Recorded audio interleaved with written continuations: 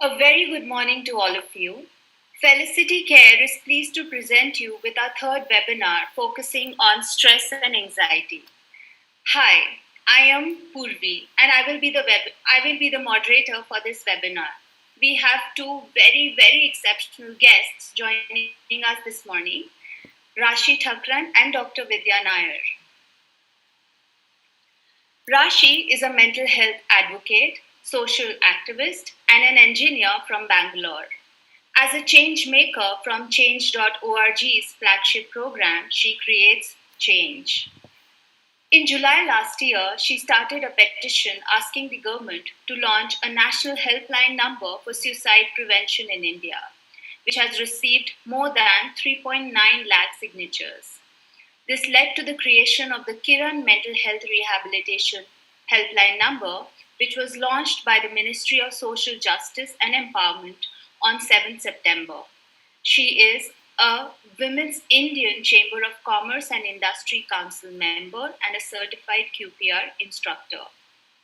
Dr. Vidhya Nair has a holistic approach. She is an MBBS MA in psychology, CBT, NLP practitioner and a certified hypnotherapist and is currently doing her research in neurosciences.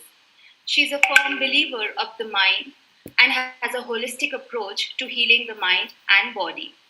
The purpose of a therapy is to help an individual let go, heal that all that is pulling him or her down and empower them with new healthy training for self. She believes that it is essential to decondition and recondition ourselves for better mental health. She has expertise in healing anxiety, depression, and identity issues and phobias. Dr. Vidya is currently taking online sessions for her clients to make it easier for accessing help during these dire times. Thank you so much, Dr. Vidya and Raj. To everyone who's watching this live, we hope you and your loved ones are safe and well. And thank you so much for joining us on this Sunday morning. Please feel free to ask any questions at any given point in time in the chat box, and they will be answered by our guests towards the end. So, shall we begin? Absolutely. Dr. Vidhya Nair, every human being experiences some level of anxiety in their system. Feeling anxious is a very normal response to stress. In fact, within healthy levels, it probably aids survival.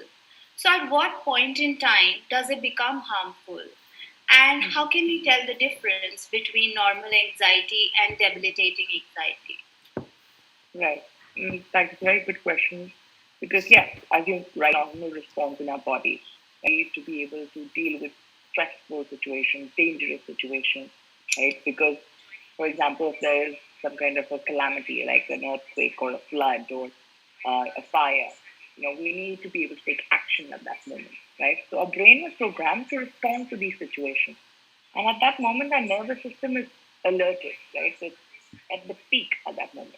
So that we can, take the appropriate action, run away or stay or whatever to do at that moment, right? And the responses seen at that point of time, bodily responses seen at that point of time is shaking, trembling, because of course there's excessive adrenaline pump, which is required for action to take place, for movement to take place. Yes, your muscular movement needs to be there. Now, all of this is normal if it is in a normal range. Now, how can you, as you asked, how can you differentiate between that?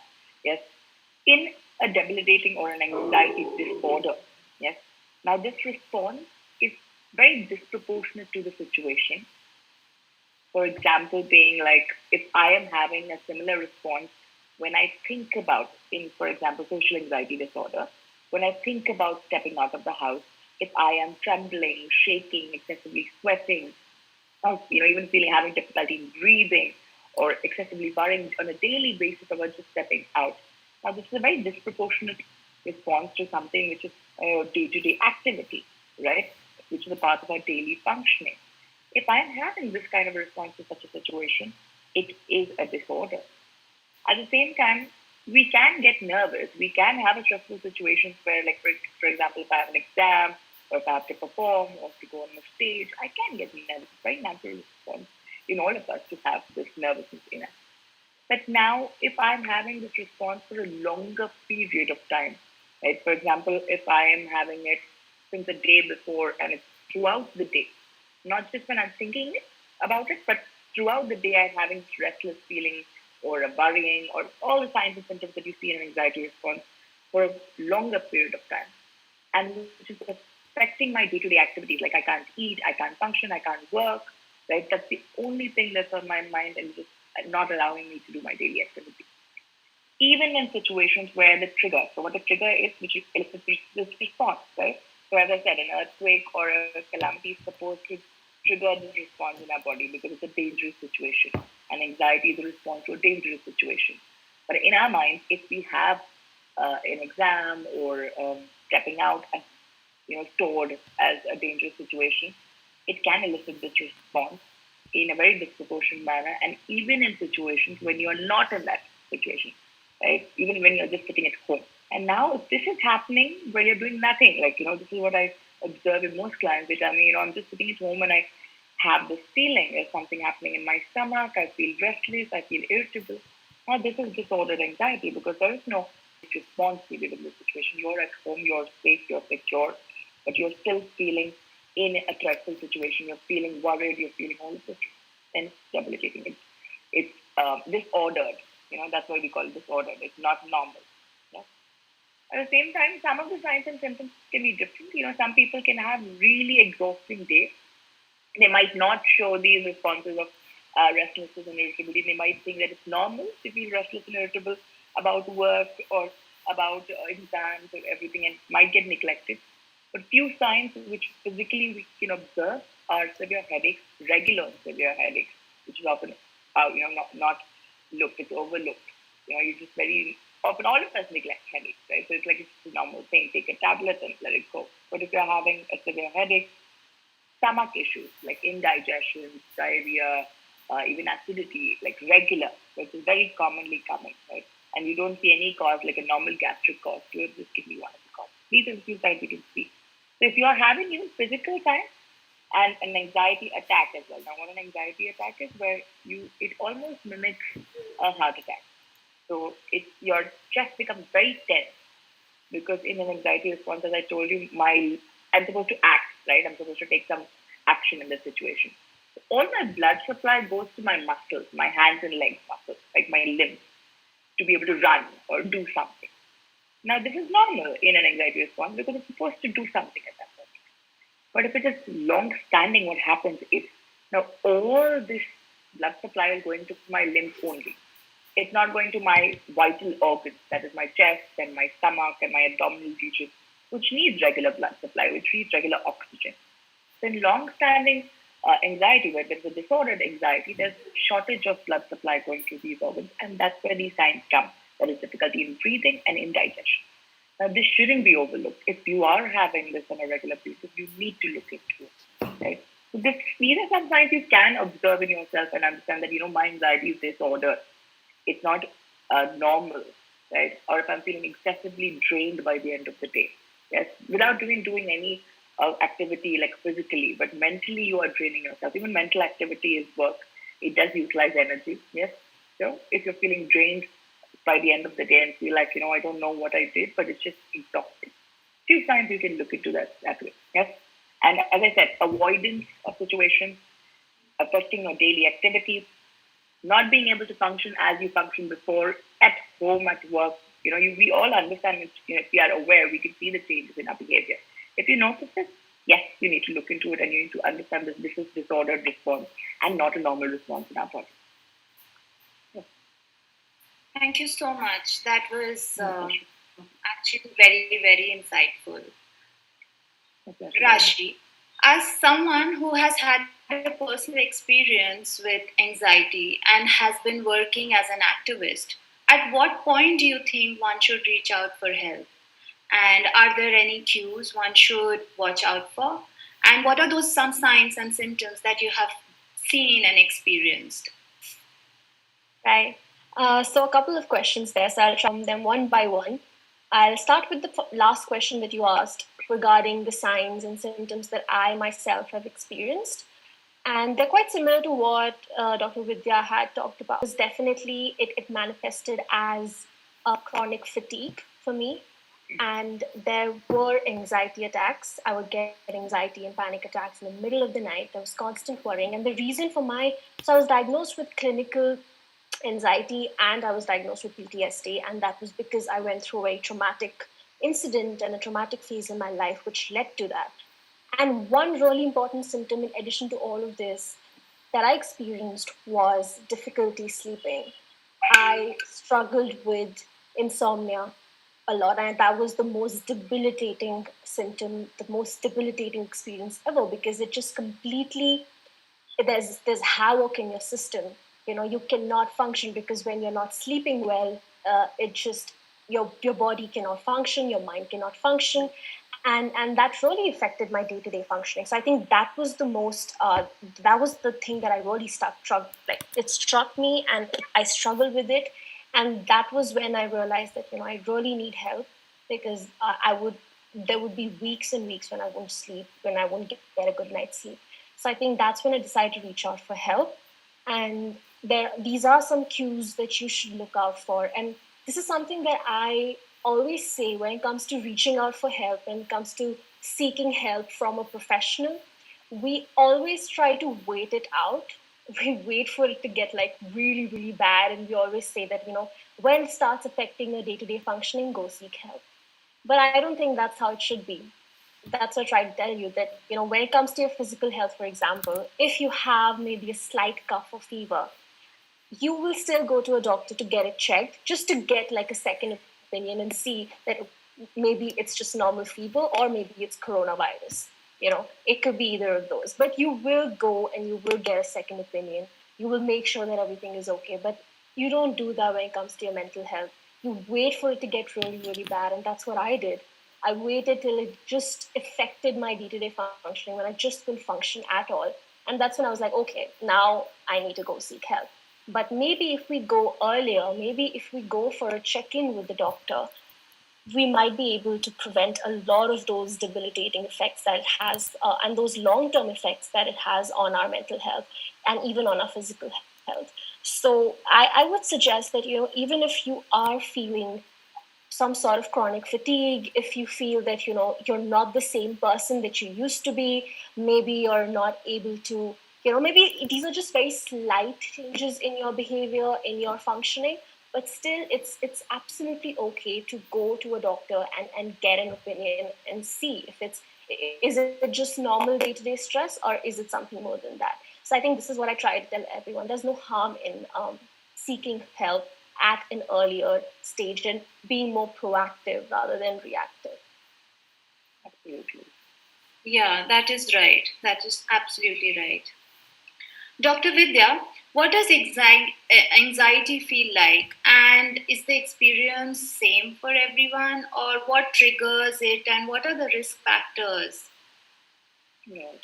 So, as I mentioned, few of the signs and symptoms which we, observe in an anxiety response. Yes, we do know all the signs and symptoms, but for each individual, it can be different. And as Raashi mentioned, for her, the debilitating factor was sleeplessness, and she couldn't sleep. The insomnia was really severe. And for each individual can be different. From my experience, what I've seen is in certain individuals, what happens is, our body has a adapt signs and symptoms from our body telling us to look into it. And we neglect it, saying it's normal. We normalize anything, right? We just like normalizing suppression of emotion. We've normalized a lot of things in our body, right? For each individual who comes to me, right, I have seen that someone would come with a sleep disorder, someone would come with decreased appetite, or someone would come with excessive worrying only. Yes, they'd be like, I'm just, they'd be like, I just overthink a lot. Right? This is it. I just overthink a lot. But when I get into the details of how do you sleep, how do you eat, that's maybe then they get awareness of, some of the things are not as fine as it's supposed to be. Yes? That being said, not every individual, will go through all the signs and symptoms. Yes? Not every individual will go through the typical pattern of what we observe as an anxiety disorder. Right? Sometimes it can also just start with an anxiety attack. If before that, that individual might not have any signs and symptoms, or maybe have not observed it in themselves that they've experienced these signs and symptoms before, and they could just start with an anxiety attack. Also, it also depends on what experiences. So, as you mentioned, how or what are the risk factors? Now, each individual has been through different experiences in their life, which is what leads to this anxiety disorder. As I mentioned, it's a response to a dangerous situation. And with time, with our experiences in our life, we download a lot of fears in our mind. Right? We go through a lot of traumatic experiences, which kind of store in our mind and develop a fearful situation. And in our brain, it's stored as a dangerous situation. And it's stored as like a very dangerous situation. And now my brain thinks of it as, something I don't want to go to or avoid because I can't go through that situation. And it elicits that response in that situation. Yes. So there are types of anxiety according to that. So each anxiety, each individual cannot be the same. Each type of anxiety is different for each individual. Yes. That being said, what are the trigger and risk factors? Yes. If I've been through, let's take a particular type of anxiety and give you an example for it. Like, so for example, if I say in a situation of social anxiety, if I am someone who has a social anxiety disorder, I might have been through episodes of bullying or history of, humiliation or judgment or shame, where I've gone through an experience which has been very humiliating for me or shameful for me, or where maybe at home there is a very judgmental environment. So environment matters. Your traumatic episode matters. Even in research, it shows if one of your parents has an anxiety disorder, you tend to develop it. How? Because we as children learn a lot of behaviors from our parents. We inculcate a lot of beliefs and behaviors from our parents. So if my parent has a tendency to get anxious or not avoid situations or not perform normally doing daily activities, I tend to learn it and I tend to normalize it into myself. Yes. So these are few risk factors which are generally seen, right? Your experiences, environment, and genetic history. Genetic in the sense of parental history of what it is, right? Also, your traumatic episodes. In PTSD, as Raashi mentioned, she was experiencing PTSD. Now, if I have been through a severe traumatic experience in my past, that is what is leading to my anxiety right now. Yes, because in PTSD, people experience. Now, again, as I said, each disorder is different for each individual. Just like each anxiety is different, types of anxiety is different. Each type of anxiety is also different for each individual. Yes. Now, let me deal again social anxiety. I'm sticking to an example so that people get more clarity about it. Yes. So, if I'm sticking to social anxiety, if I have social anxiety disorder, one of the signs of social anxiety disorder is that I avoid going out. I avoid going to social gatherings. I avoid talking to strangers. I stay by myself and avoid as much as social interaction as possible. But some individuals do tend to go out, even when they have a social anxiety disorder. They force themselves to go out due to social obligation, but they still experience the same response. Yes.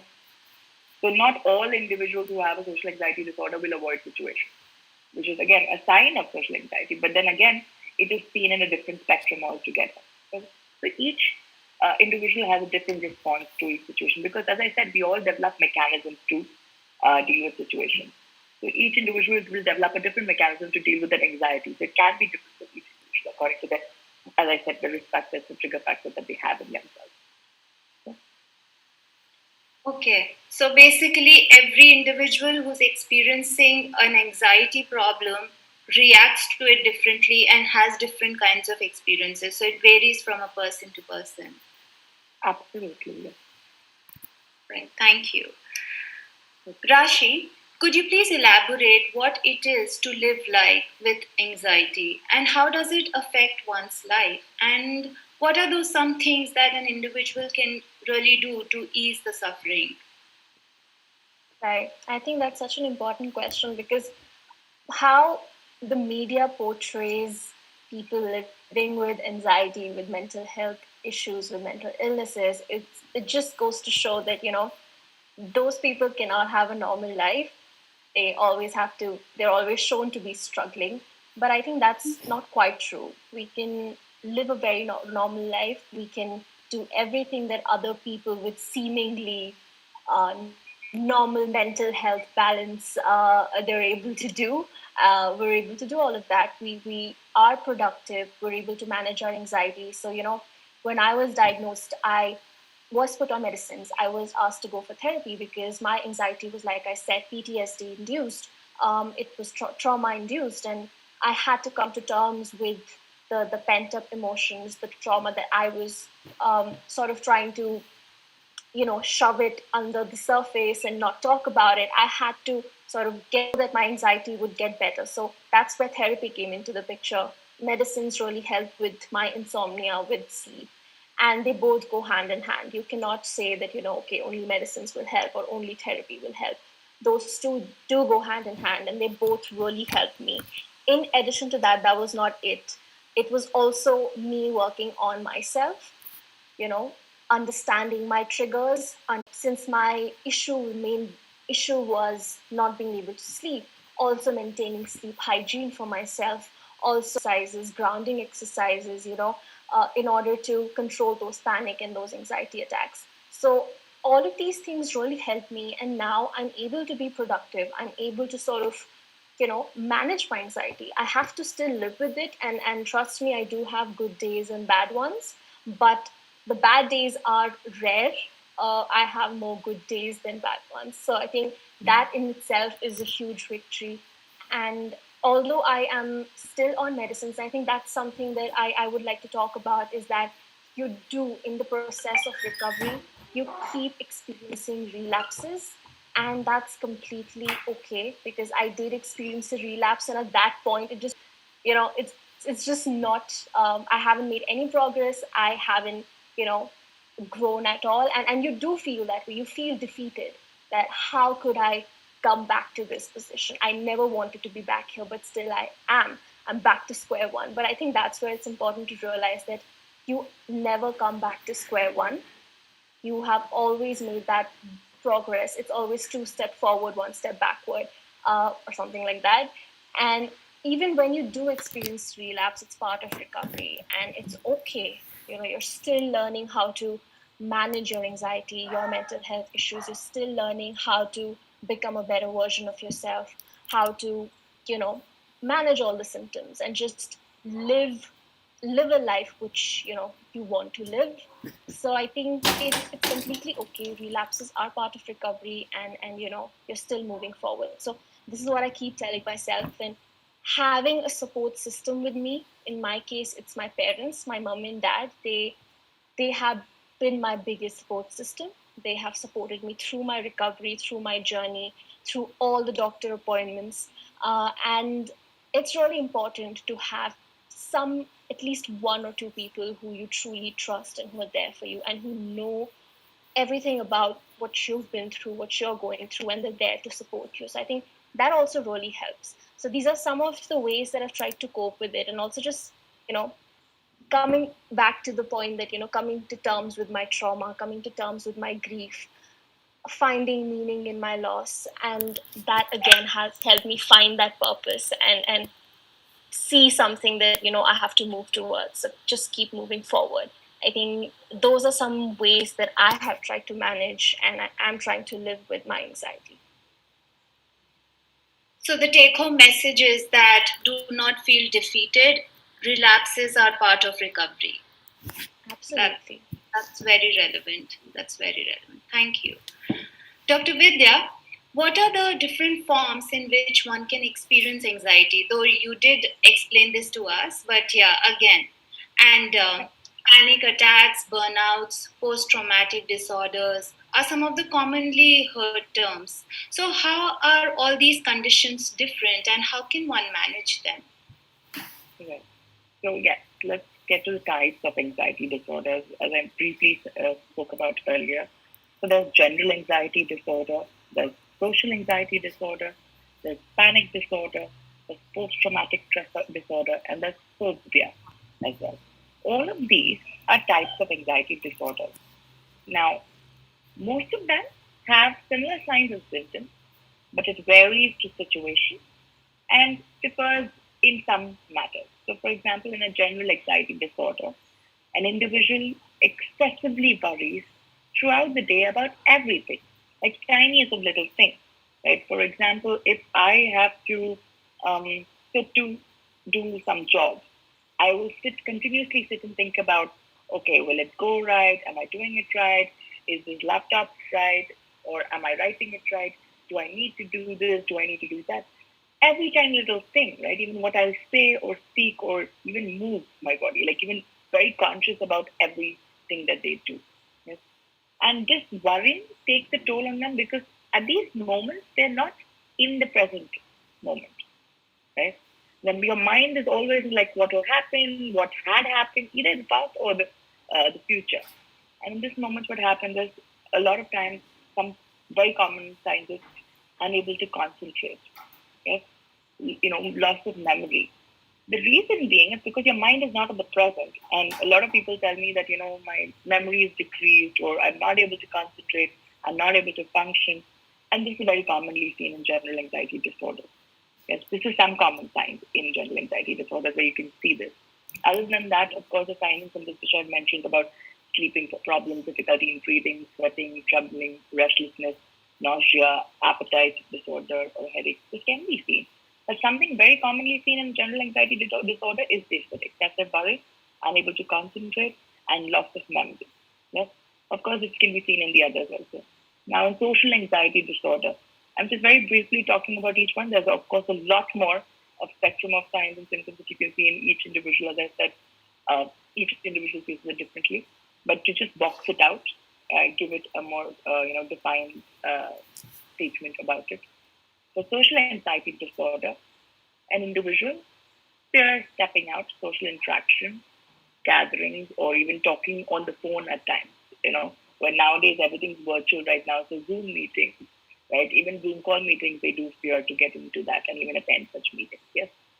In these moments, they try to, tend to feel anxious. Even the thought of it, that I have to go meet, like now Diwali parties are coming up, or people have to go meet their families or anything. They're like, okay, you know what? I don't think I can. There are too many people. Most commonly, the fear is the fear of humiliation, judgment, or shame in these situations. Most commonly, when a person who's experiencing social anxiety disorder has this very commonly, and they're very, very consciously aware about what they say, what they wear, and thinking about it at every time, to the extent that they're not unable to function because that's the only thing that's on their mind most of the time. Yes, worrying about these things. Now, panic disorder. Panic disorder is when an anxiety attack can come very regularly in situations such as, suppose I'm experiencing panic disorder, right? We know what an anxiety attack is. In a panic disorder, an individual can go through an anxiety attack at least 3 to 4 times in a week, right? Anything that they do can lead to an anxiety attack. And it can be anything, sometimes they're just like talking to you right now, and it can be triggered and I can feel anxious and they might not understand where it's coming from. Yes. So it can be very irregular, at the same time very regular in a panic disorder. Yes. So this is something about panic disorder. In a post-traumatic stress disorder. In a post-traumatic stress disorder, what we observe is that few common things that we observe is an individual has nightmares about the past event, the traumatic event that they've been through. They even have daydreams about it. Yes, sometimes they're just sitting in their room and they, zone out into the space where they go back to that past event and elicit that anxiety response in their body. Yes, this is commonly seen. And most commonly, their thought process, their mind, as I mentioned, is in the past and reliving those experiences, even if they don't want to, not consciously, but it keeps coming back. And as Raashi very often mentioned that, yes, therapy is a process and relapse can happen. Yes, it is a part of the process. In post-traumatic stress disorder, I very often seen that, yes, relapses are quite common because the trauma is so severe. Yes. And sometimes it takes its time to completely heal, right? When in the process, it's a step-by-step process of healing. Yes. And at times we can just have a little trigger around us which can take us back to that moment and make us go through that emotions all over again. Yes. And phobia, what I've seen is also again through experiences. through research, what I've observed is, something which is very interesting is, like claustrophobia, for example. What I've observed is research has showed that babies who have had obstructed labor, like obstructed delivery, right? Maybe they couldn't have a normal delivery and then went to a C-section. So obstructed delivery, where their head was stuck in the pelvis and couldn't get out properly, has observed to show claustrophobia very oftenly in their adult life or in their teenage life, children, or adolescents. Yes. So what I've seen in phobia is, again, it is through some experiences that they've developed, but maybe an experience, we often take these experiences very trivially. Like adults, if I have been through an experience where I was locked in a room, and maybe my school, classmate locked me in a room, I freaked out, I got really scared. I was a young child at that point of time, right? Like maybe I was like 10, 12 years old. And I went through a lot of emotions then, and it was a very fearful situation. Now, in my mind, it's stored. That emotion has been stored with a very strong fear attached to it. And it can elicit as a phobia later in my life. Yes? So phobia is very specific. A phobia is a very specific fear to a specific situation, right? So it can be claustrophobia, as I said, is to closed spaces.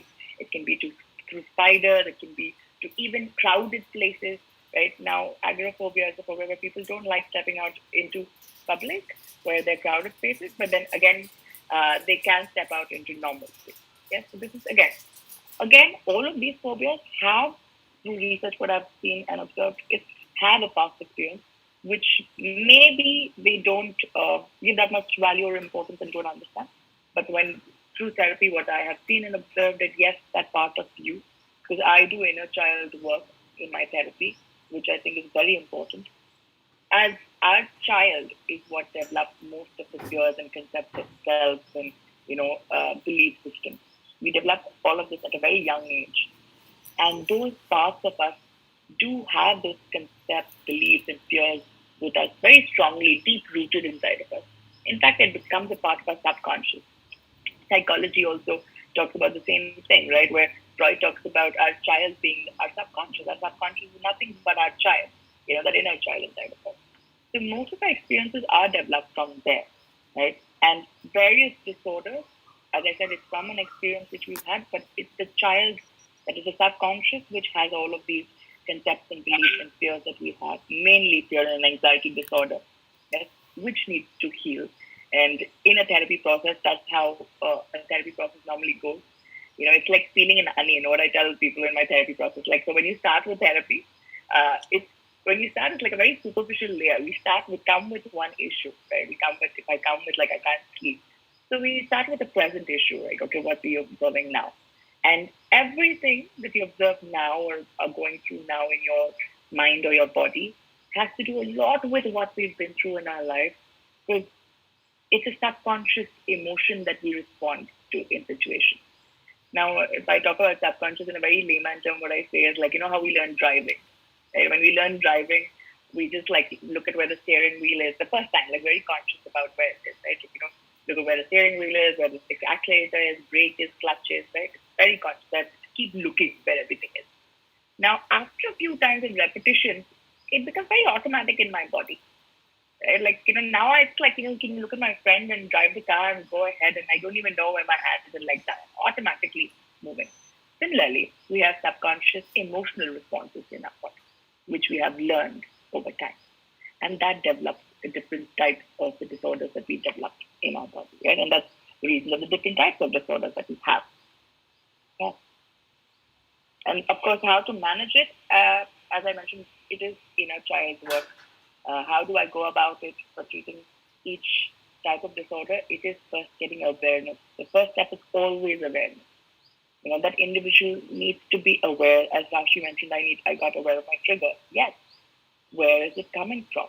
Even for physical illness, we do the same thing. We see the signs and symptoms, and then we understand. We do an MRI, X-ray, and all of these things to understand where is this coming from. What is it inside my body that is causing the sign and symptoms? Similarly, in mental health illness, what is it inside my mind that is causing this response? What concept, what belief, what fear, what is it that caused this? It starts from there. And then each person has a different approach. depending on what awareness and what realization we've got, we take the approach separately for each individual. Because as I said, I mean, everyone has different mechanisms to adapt, right? You need to even understand that so that you can understand if it's a healthy mechanism that you have or an unhealthy mechanism that you have, which you've developed over time, and then try to change that. So, Dr. Vidya, if I understand it correctly, awareness and acceptance of the problems is very important. Oh, absolutely. Those are the first few steps. Then only we can work ahead with what we need to work with. Yes. Yes, certainly. Raashi, according to you, how reluctant are people to seek help? And how sensitive are we as a society to the issue? Because what more can we really do to break this stigma that is associated? Yeah. Thank you for that question. I think it's a really important one. And first, I would just like to say that when Dr. Vidya was speaking about PTSD and all the symptoms with it, I could really sort of I went back and I could relate to all of that, like with the nightmares, flashbacks, and waking up crying or sweating and just all of that. So I think the first thing that sort of stopped me from seeking help at first, so eventually I did seek help, but I think the first thing that stopped me on a personal level was I didn't understand what was happening. I was not aware, right? Like we all talked about awareness and acceptance.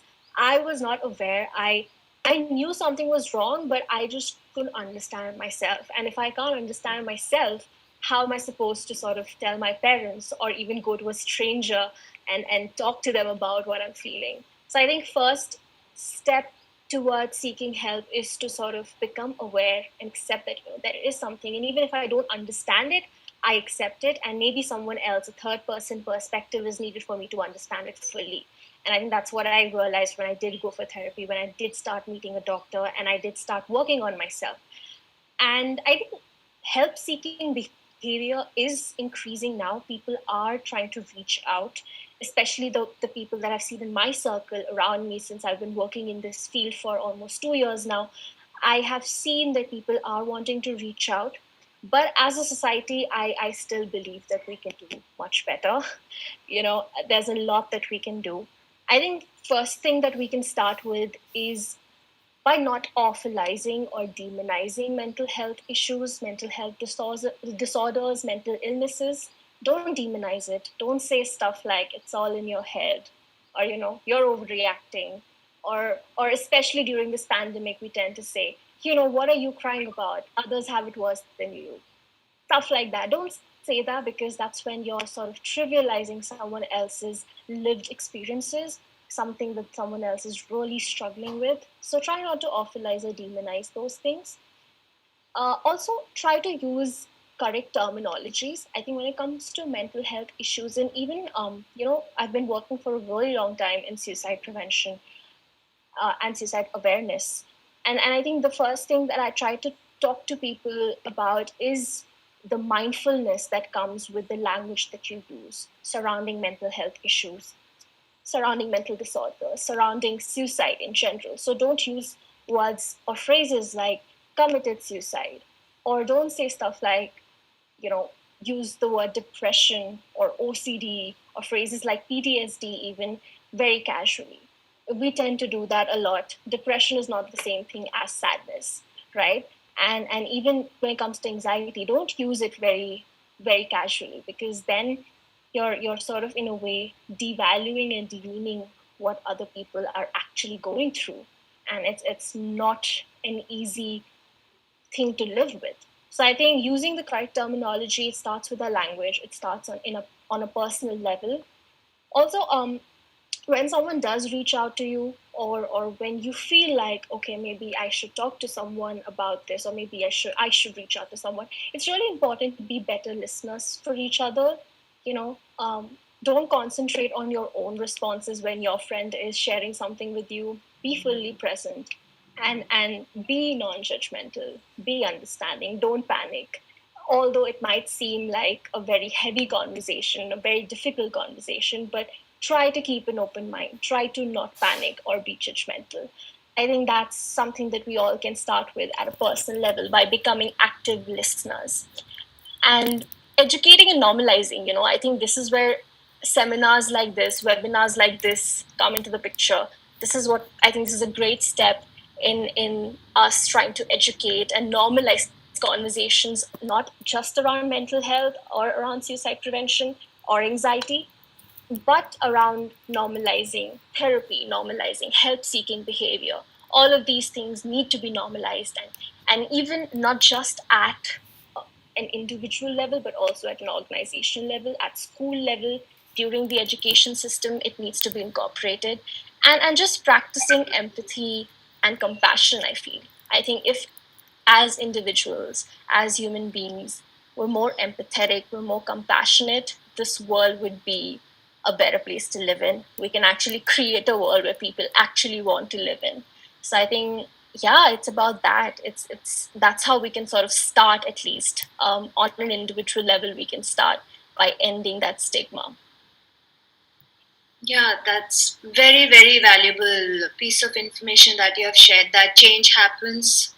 Actually, change begins at home, and it is only when we realize that how important it is to not loosely and casually use words like depression and demean and devalue what the other person is really going through. Thank you so much, Rashi. Dr. Vidya, only about one third of those who are suffering from an anxiety disorder receive treatment. Anxiety disorders are highly treatable, yet only 36.9% of those suffering receive, receive the treatment, says one study. Is there a standard prescription for anxiety? How effective is counseling as a line of treatment? Is medication essential? And what can one expect on the treatment journey? Right. So, starting with the last one, what can one expect from a treatment journey?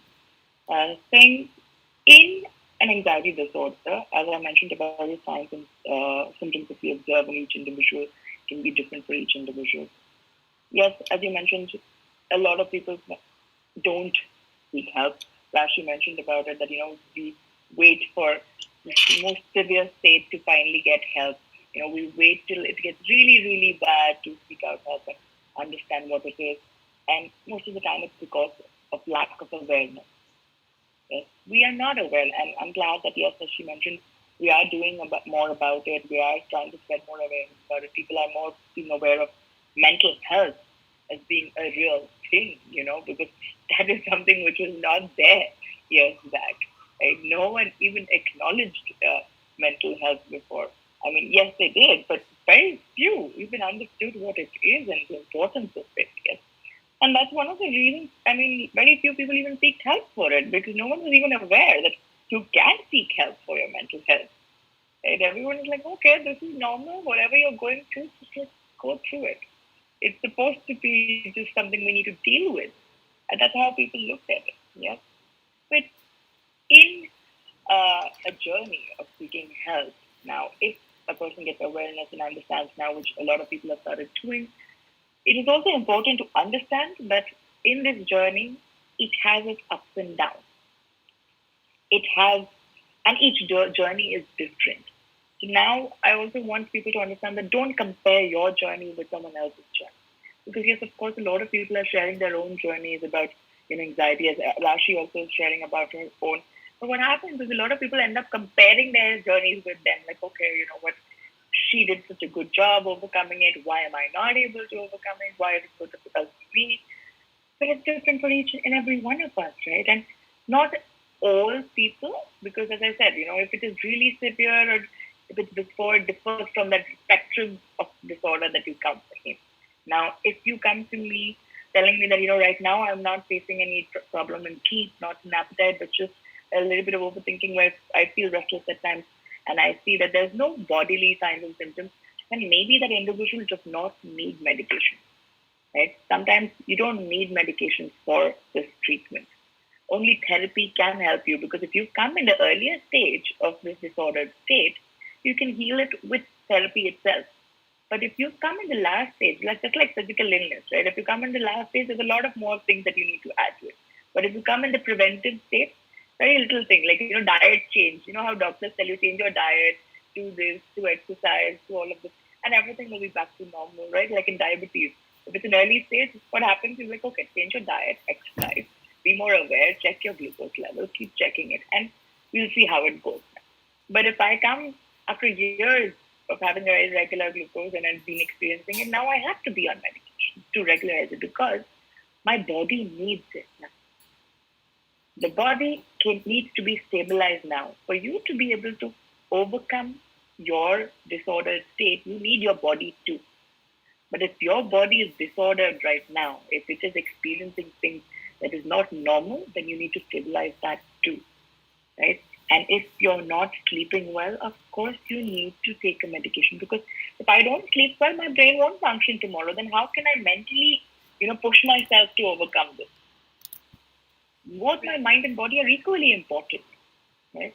So if I have a sleep problem, and as you asked me about a specific prescription for anxiety, most commonly the problem is with sleep and appetite, right? Most in physical signs, right? Other than that, of course, we do advise physical activity because anxiousness, that energy, that restless energy stores in our body. It's an energy. And physical activity helps you to release that energy somewhere on a daily basis.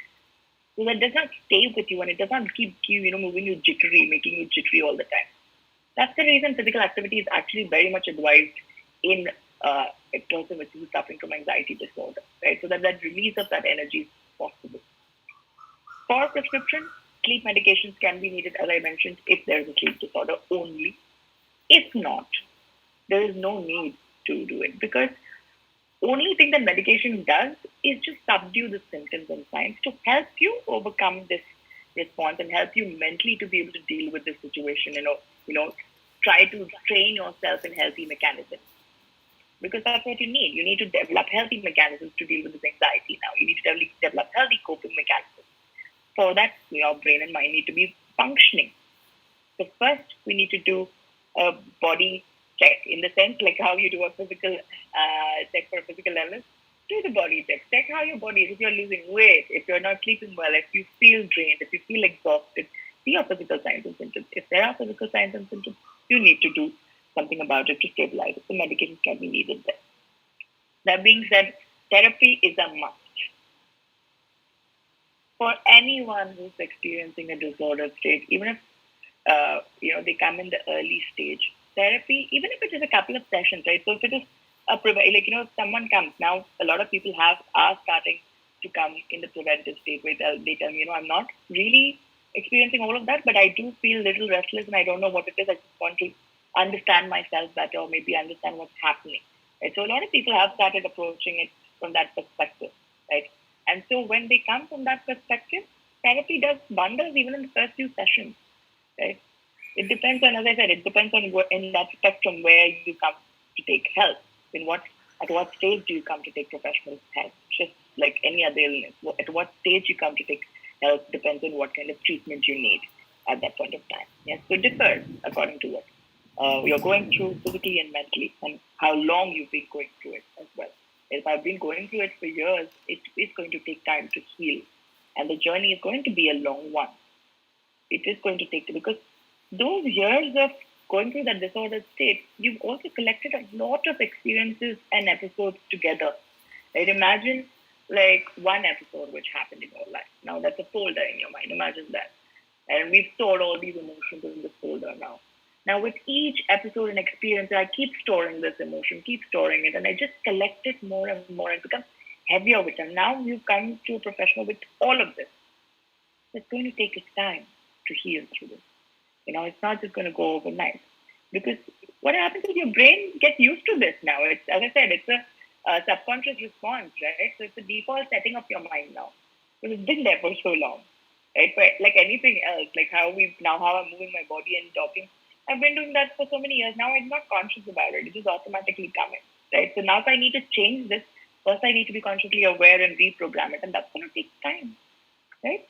So if I'm a right-handed person, I can change it to left-handed person, but it's going to take this time because my default setting is I'm a righty. Yes, but it's possible. So a lot of people ask me, is it possible to change these behaviors? Is it possible to change these settings that we've collected, beliefs and concepts for years? Is it possible? It is possible. Yes, scientifically it is possible because our brain has a property of reprogramming. It's called neuroplasticity. Yes, and it does change its paths. Neural pathways can be changed. Yes, but it depends on a few factors. That is one of the most important factor here is your willingness. Are you willing to change? Because a lot of people think therapy is like magic, like I've got the wand and I'll do the things for you, but it's not. It's really not that. It very much depends on your willingness as well to change. It's okay. The willingness is for being able to deal with whatever comes. It's not that like you want to do it and then you're like, okay, I don't want to deal with what comes in my way. That's not going to help. It's going to be an uncomfortable journey, but it's going to be a journey where you learn a lot about yourself, and it is quite liberating. As I mentioned in my description, it's a lot of deconditioning is required for us first to recondition ourselves to a healthier mental state, right?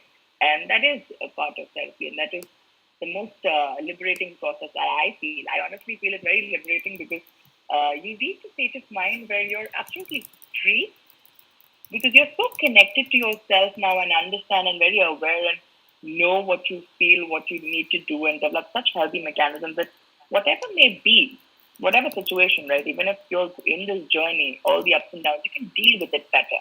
It actually strengthens your relationship with yourself.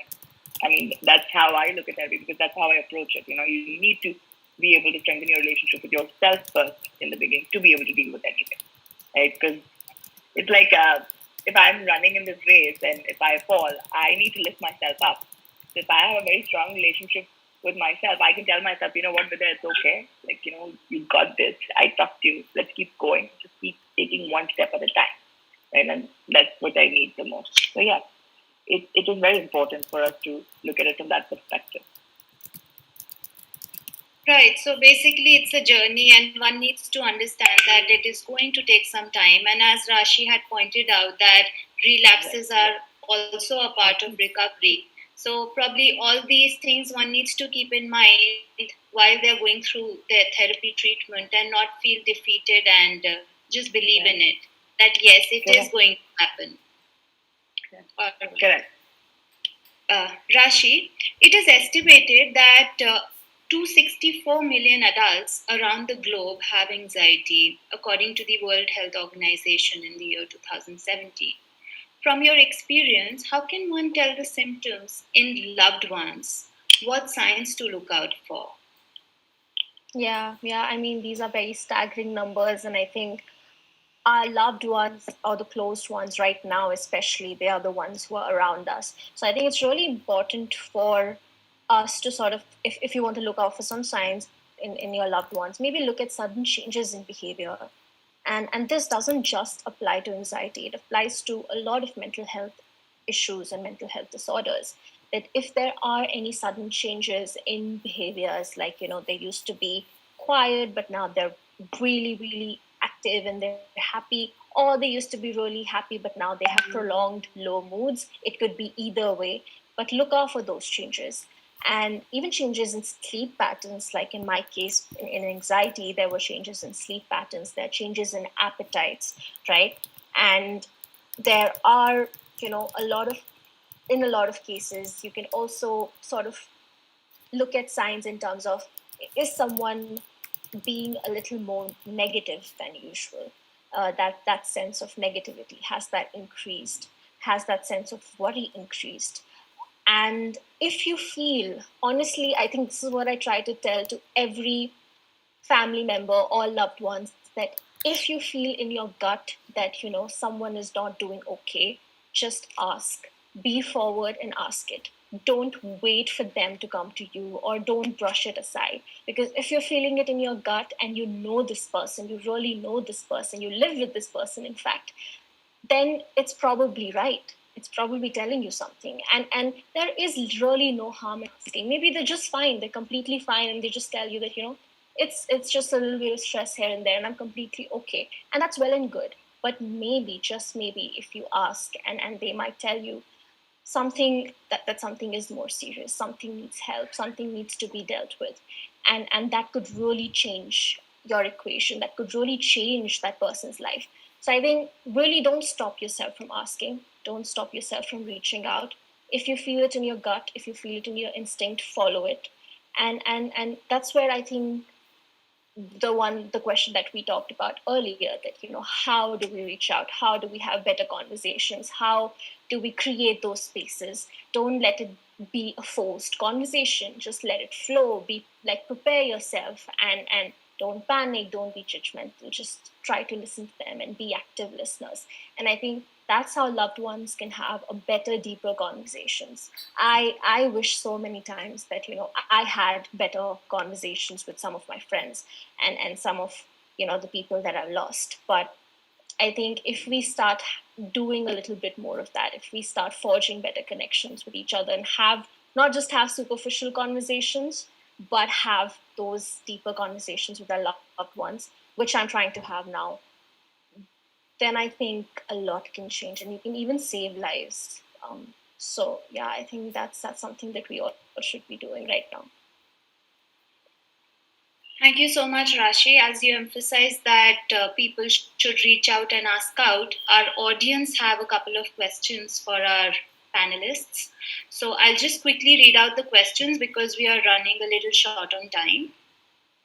Uh, our first question is from Mr. Ashok Kumar Mathur. He wants to ask, what do you advise for insomnia as a result of anxiety in corona patients even after they have turned negative? So you mean they're corona negative and he's having sleep disorders right now? Probably anxiety associated with yes. the entire illness. Yes. So depending on how long it's been, if it's been more than a month and clinically an anxiety disorder is diagnosed for the space of 6 months clinically, but you don't need to wait for it. If you're only able to sleep for like 2 hours a night or 3 to 4 hours max, and you're regularly just getting that much sleep, the few things that you can try by yourself is, as Raashi mentioned, one thing was sleep hygiene, right? So make sure your space of sleeping is clean, in the sense it's not a mess and your things are not here and there. Clean your bed, at least dust your bed properly, because there's a lot of dust which collects there. Dust your bed properly. Yes. Before you get to bed, make sure you disconnect from your phone, because a lot of times a lot of our triggers are in our phone, and for a lot of people the news. So if you're watching news every night and sleeping, you're going to have a disordered sleep, because there's so much of negative news going on about corona and fears which are triggering us at a regular basis. And if it is something which is causing a trigger inside of you, avoid that. Yes. So watch news like maybe once in 2 days or 3 days. But if you understand that it's triggering you and causing you anxiety and causing you to have really excessive worries about it, so you need to start, cutting yourself first away from it and understand that this is causing this inside of me. So first you need to be able to do that.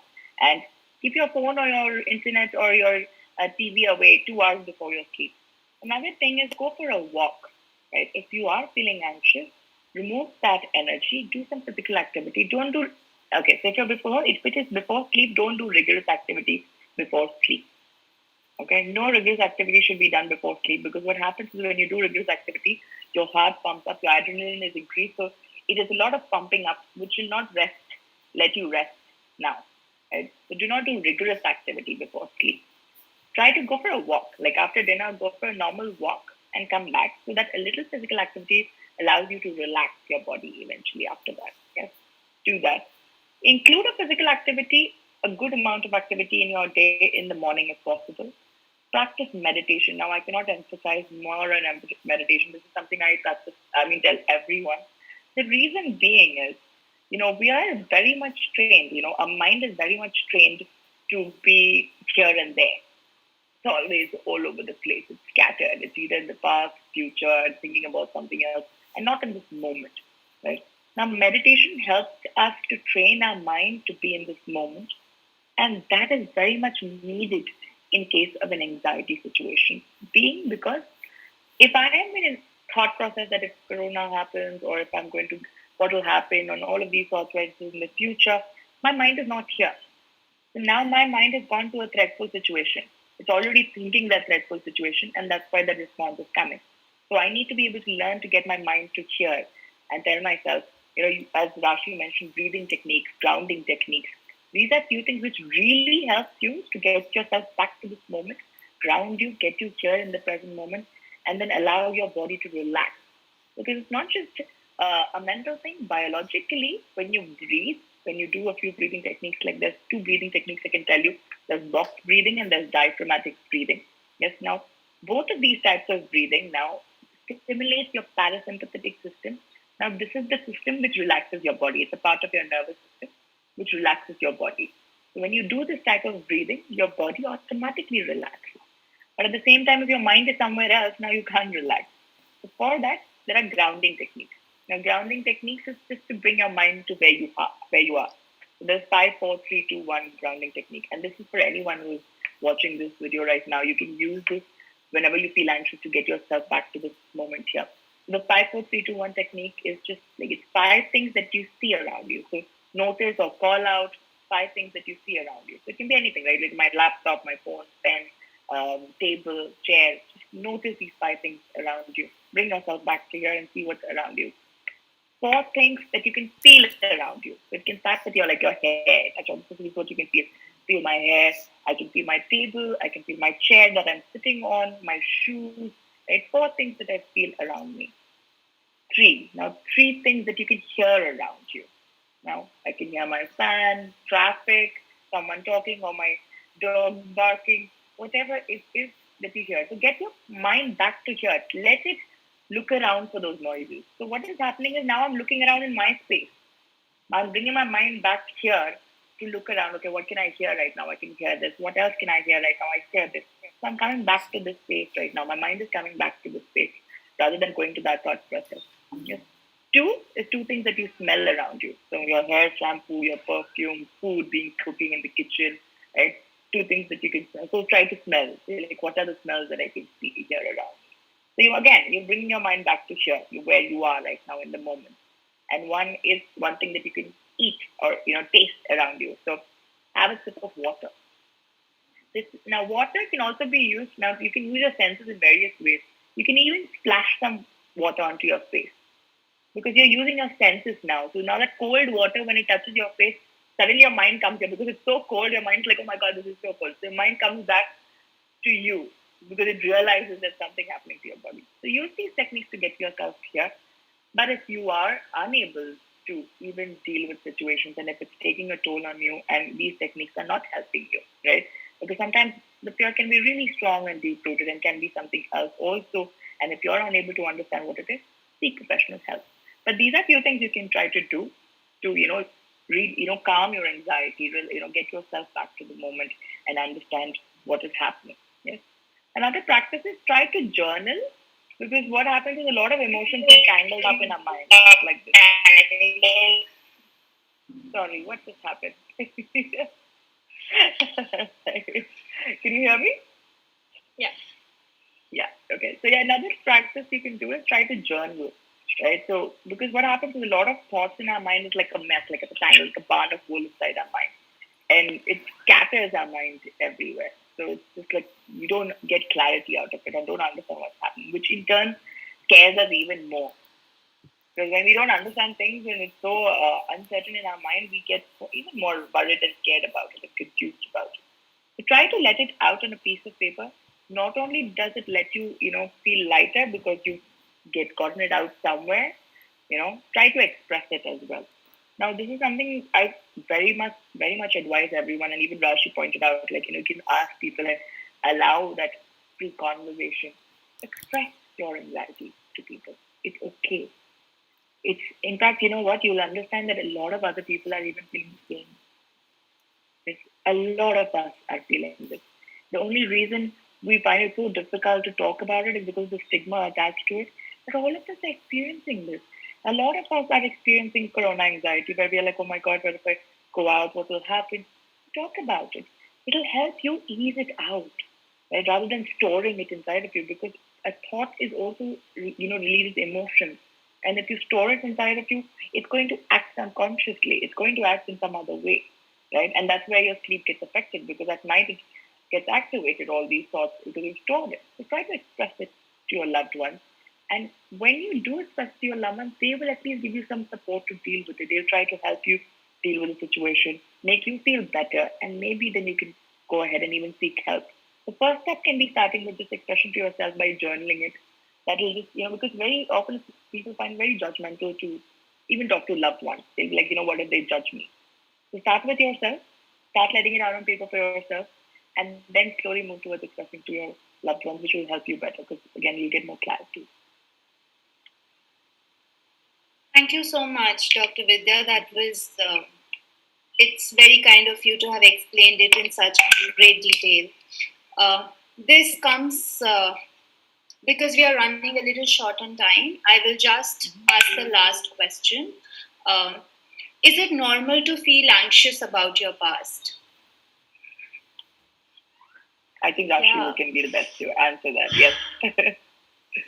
Yeah, absolutely. I think when you have anxiety, when you are feeling anxious, you feel anxious one about the future, and sometimes also about the past, and in some cases also about the present, like what is happening right now. So it's completely normal to feel anxious about a number of things, and that includes the past. And I think that's also where therapy really helps. That's also where connecting with yourself and connecting with your loved ones really helps, where you can just talk about what is bothering you. Or in my case, what I try to do, just like Dr. Vidya mentioned, I journal. Sometimes it's very difficult to talk about it because a lot of times I cannot find the words. I just don't know how to tell another person what I'm genuinely feeling. And a lot of times writing about it is easier than talking about it. So I try to do that. I try to write my feelings down, whatever it is that's going through my head. It could be a particular trigger that has sort of